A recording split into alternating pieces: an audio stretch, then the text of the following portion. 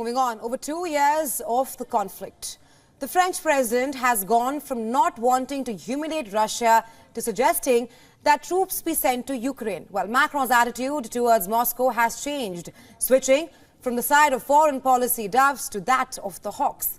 By siding with the hawks, the question being, that is Macron seeking to make up for the goodwill lost at the start of the war among countries in Central Europe, Scandinavia and the Baltic states? Or are the reasons multifold? At a February conference in Paris, the French president said a deployment of Western troops to fight Russia on the ground in Ukraine should not be ruled out. The suggestion angered Russian President Vladimir Putin and was dismissed by Ukraine's main backers. While speaking in Prague on March 5th, Macron declared that Europeans cannot be cowards when countering Moscow. Experts have highlighted multiple reasons behind Macron's shifting posture. First, Ukraine's battlefield woes. Russia is gaining momentum in its assault on Ukraine amid stalled Western aid, making the coming months extremely important in the direction of the ongoing war. In a worst-case scenario, parts of Kiev's front line could be at risk of collapse.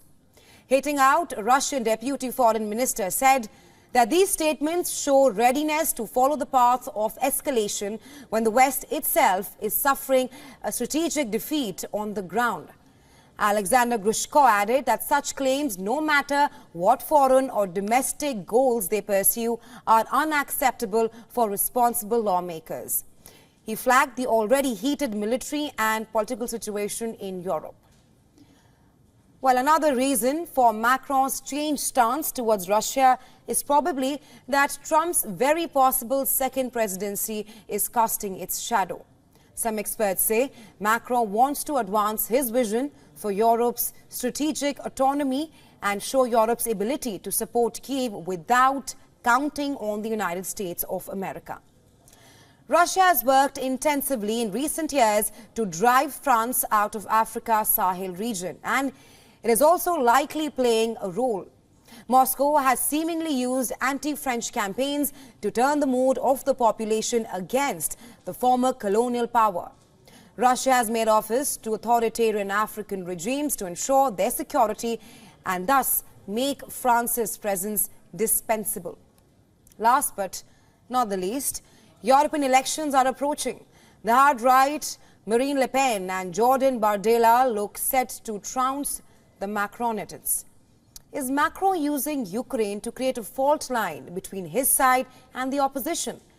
Experts say the French president may be looking to set a contrast between his remarks and Le Pen's complicity with Moscow in the past.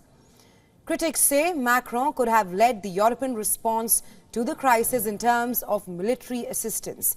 Instead, they say the mismatch between some of Macron's words and actions has weakened his standing among his European allies.